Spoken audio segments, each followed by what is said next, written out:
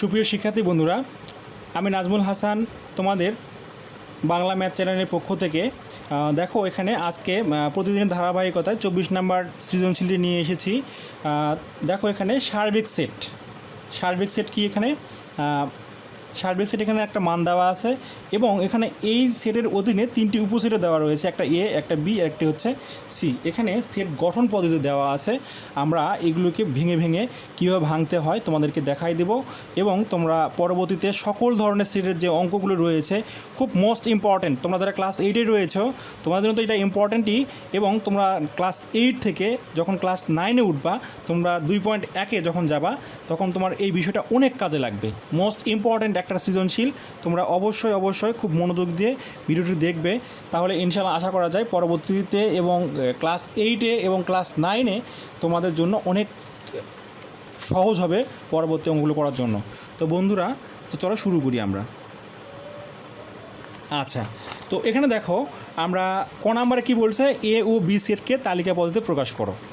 তো আমরা এর আগেই বলেছিলাম ইউ সেটের অধীনে, মানে ইউতে ইউনিভার্সাল বা সার্বিক সেট, এই সার্বিক সেটের অধীনে সকল সেট থাকে। তো এখানে বলেই দেওয়া হয়েছে এর তিনটি উপসেট হচ্ছে এ বি সি। তো এর তিনটা উপসেট যেহেতু এ বি সি, তাহলে অবশ্যই এ বি এবং সি এর উপাদানগুলো অবশ্যই এই ইউ এর মধ্যে আমরা খুঁজে পাবো।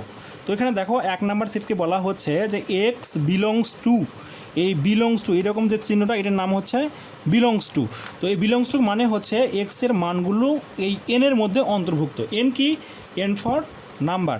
তো এখানে এক্সের মানগুলো কী বোঝাচ্ছে, এই ইউ এর মধ্যেই অন্তর্ভুক্ত, মানে ইউ এর যে উপাদানগুলো সেই উপাদানগুলোর মধ্যেই রয়েছে। যেন কি বলতেছে এখানে দেখো, এক্স লেস দেন 7, মানে এক্সের মানটা কী হবে, 7-এর থেকে ছোট হবে। এবং দেখো এক্স বিজোড় সংখ্যা হবে, এক্স কী হবে, বিজোড় সংখ্যা। তো বন্ধুরা খুবই সহজ, দেখো এখানে আমরা এই ইউ থেকে যে বিজোড় সংখ্যাগুলো রয়েছে সেই বিজোড় সংখ্যাগুলো নেব। কত নিব? 7-এর থেকে ছোটো বিজোড় সংখ্যাগুলো নিতে হবে আমাদের। তো 7-এর থেকে ছোটো বিজোড় সংখ্যাগুলো কী কী আছে দেখো, 1, 3, 5। তাহলে অবশ্যই এ সেটের উপাদান হবে 1, 3, 5। তো আমরা লিখে ফেলবো ক নাম্বার দিয়ে। দেখো এ সেটকে লিখবো আমরা এখানে এইভাবে 1, 3, 5। তো একটা অ্যান্সার হয়ে গেল। এরপর দেখো আমরা বি সেটকে তালিকা পদ্ধতিতে প্রকাশ করি। তো বি সেটে দেখো এখানে কি বলা হয়েছে, অনুরূপভাবে এক্স বিলংস টু এন, যেন এক্সও দেখো এখানে 7-এর থেকে ছোট, অবশ্যই 7-এর থেকে ছোট হবে। এবং এখানে দেখো এক্সের জোড় সংখ্যা। তো বন্ধুরা দেখো এখানে এক্সের জোড় সংখ্যা কী কী, আমাদের এন যেহেতু, তো ইউ এর মধ্যে থেকে নিতে হবে 2, 4 এবং 6। এই 2, 4, 6 আমরা জানি জোড় সংখ্যা, তাহলে এখানে বির মান হবে 2, 4 অ্যান্ড 6। তো এখানে দেখো ক নাম্বার উত্তরটা আমাদের হয়ে গেছে। এবার খ নাম্বার যদি আমরা আসি, তো বন্ধুরা খুবই সহজ, দেখো খ নাম্বারটা দেখে তোমরা বুঝতে পারতেছ খুবই ইজি একটা অঙ্ক। আমরা প্রথমে এই অংশটুকু বের করব, তারপরে এই অংশটুকু বের করার পর আমরা যদি ইন্টারসেকশন করে ফেলি তাহলে মূলত আমাদের অ্যান্সারটা চলে আসবে। তো খ নাম্বার করার জন্য আমরা দেখো যত লিখে ফেলি, এখানে আমার কিসে মান দরকার, এখানে দেখো এ দরকার, বি দরকার, আর দরকার হচ্ছে সি। তো লিখে ফেলি আমরা এর উপাদানগুলো। তো লেখো এখানে ক হতে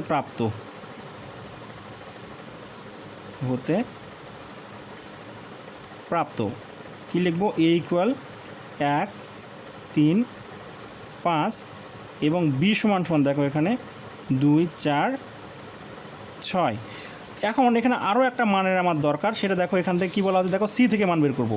এক্স বিলংস টু এন, যেন এখানে দেখো এক্সের মান বলতেছে যে 3-এর সমান অথবা 3-এর থেকে ছোট, মানে সর্বোচ্চ এক্সের মান হলো 3 হবে, কিন্তু 3-এর থেকে আবার ছোটো হবে। এক্সের মৌলিক সংখ্যা, তো আমরা জানি এক মৌলিক সংখ্যা না, এক যদিও একটা বিজোড় সংখ্যা, এক মৌলিক নয়। তাহলে মৌলিক সংখ্যা কি 2 এবং 3-এর থেকে বড় নেওয়া যাবে না। তাহলে এখানে দেখো সির মান আসবে 2 আর 3। তো আমরা সির মানও বের করে ফেলেছি।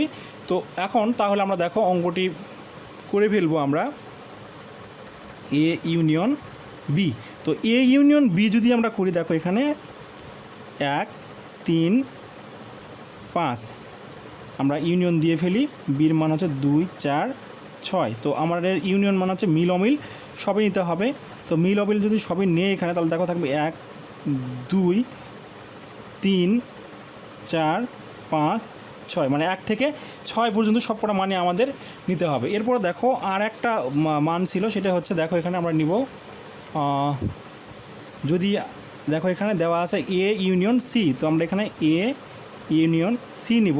তো এ ইউনিয়ন যদি সি নেই তাহলে এর মান দেখো 1 3 5 ইউনিয়ন আমরা সির মানটা নিয়ে ফেলি এখানে, তাহলে সির মান ছিল এখানে 2 3।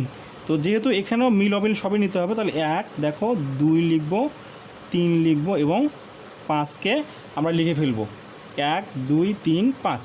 তো আমাদের মিল অমিল সবই নেওয়া শেষ। এবার আমাদের মূল অঙ্কতে আসা যাক। তো অতএব দিয়ে আমরা এই পাশে যদি করে ফেলি, দেখো এখানে হর বাকি অংশ আমরা এইভাবে করব। অতএব দিয়ে কী লিখবো এখানে দেখো এ ইউনিয়ন বি ব্র্যাকেটে ছিল, তারপর দেখো এখানে ইন্টারসেকশান আমরা এ ইউনিয়ন সি লিখে ফেলবো। তো বন্ধুরা দেখো এখানে A union B, A union বির মান হচ্ছে এটা আর এ ইউনিয়ন সির মান হচ্ছে এইটা। তো মানগুলো আমরা যথারীতি লিখে ফেলি 1 থেকে 6 পর্যন্ত, 3 4 5 6। আচ্ছা, এবার আমরা এ ইউনিয়ন সির মানটা লিখি 1 2 3 5, 1 2 3 5। তো এখানে ইন্টারসেকশন মানে হচ্ছে শুধুমাত্র মিলগুলো নিতে হবে। দেখো এখানে 1 1 মিল আছে, এরপরে 2 2 মিল আছে, আমাদের 2 2 নিব। তারপর দেখো 3ও আছে, 3ও নিতে হবে এবং 5 আছে, 5কেও নিয়ে ফেলি। তো আমাদের কী কী আসলে দেখো এখানে 1 2 3 অ্যান্ড 5। তো বন্ধুরা খুব সহজে আমরা দেখো অঙ্কটি অ্যান্সারই করে ফেলেছি। 1 2 3 5, এই 1 2 3 5ই হচ্ছে এই প্রশ্নের অ্যান্সার। তো বন্ধুরা এরপরে আসো দেখো গ নাম্বার অঙ্কটি আমরা যদি করি। গ নাম্বার প্রশ্নতে কী ছিল দেখো এখানে কি বলছে যে A union C, sorry B union C দিয়ে পূরক বের করতে, পূরক দিছে এখানে দিয়ে বলতেছে উপসেটগুলো লিখে ফেলো, উপসেটগুলো লিখো বলতেছে এখানে। উপসেট মানে হচ্ছে এই সেটের এই সেট মানে A union sorry B union C পূরক, মানে এটাকে এর উপাদানগুলো বের করার পর এর উপসেট বের করতে হবে। তো বন্ধুরা সাথে থাকো, দেখো ভিডিওটি না টেনে সম্পূর্ণভাবে দেখো, তাহলে দেখো খুব সহজেই তোমরা নিজেরাও করতে পারবে কিভাবে করতে হয়, এবং এর মতো করে যত অঙ্ক আছে তোমরা আজকের পর থেকে সবই করতে পারবে। আমি আবারও বলতেছি তোমাদের জন্য খুবই গুরুত্বপূর্ণ এই অঙ্কটি। তো দেখো এখানে আমরা লিখে ফেলি। আমরা এখানে সর্বপ্রথম এখানে দেখো লিখব যে ব্র্যাকেটের মধ্যে থেকে ব্র্যাকেটের অংশটাকে আগে করে ফেলবো, বি ইউনিয়ন সির মানটা বের করবো আমরা এখানে। তো বি ইউনিয়ন সি, তো বির উপাদানগুলো আমরা দেখো আমরা কিন্তু করে ফেলেছিলাম এখানে আমাদের খ নাম্বারে।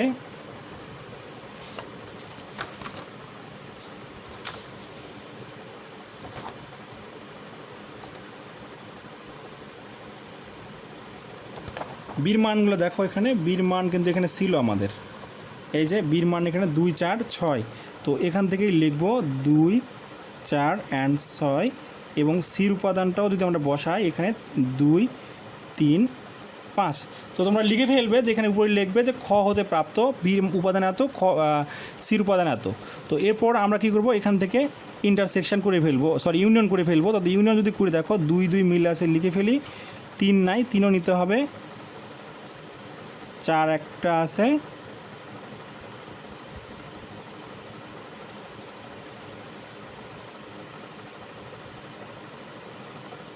নিলাম, দেখো 6 আছে, 6কেও, তো দেখো 6কেও লিখে ফেলেছি আমরা। তো এখন দেখো এখানে মানটা বের হয়ে গেছে। তো এখন এরপর আমরা কি করব এখানে দেখো পুরো অংশটুকু লিখে ফেলবো, এই যে এরকম যে ছিল বি ইউনিয়ন সি পূরক। তো এটা মানে হচ্ছে দেখো এটা আমরা ভাঙিয়ে লিখবো এবার। তো এখানে দেখো যে U minus B union C, এটার অর্থ হচ্ছে U minus B union C. এর মানটা এখন ইউ এর মান তো আমাদের দেখো প্রশ্নের শুরুতেই দেওয়া আছে, এখানে ইউ এর মানটা দেওয়া আছে এখানে 1 থেকে 7 পর্যন্ত। তো ইউ এর মানটা আমরা লিখে ফেলি এখানে 1 2 3 4 5 6 অ্যান্ড 7। তো এরপর আমরা বি ইউনিয়ন সির মানটা এখানে লিখে ফেলবো 2 3 4 6। তো দেখো বন্ধুরা এখানে 2 3 4 6, 2 3 4 6, এই 2 3 4 6কে আমরা বাদ দিয়ে দেবো এখান থেকে। 2 3 4 6কে যেহেতু এখানে পূরক মানে হচ্ছে মাইনাস করতে হবে, ইউ এর থেকে এই অংশটুকু বাদ জুল দিয়ে দেই, তাহলে থাকা দেখো 1 5 অ্যান্ড 7।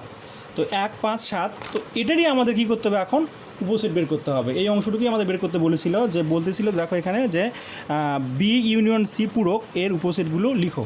তো আমরা দেখো এখানে লিখে ফেলবো, অতএব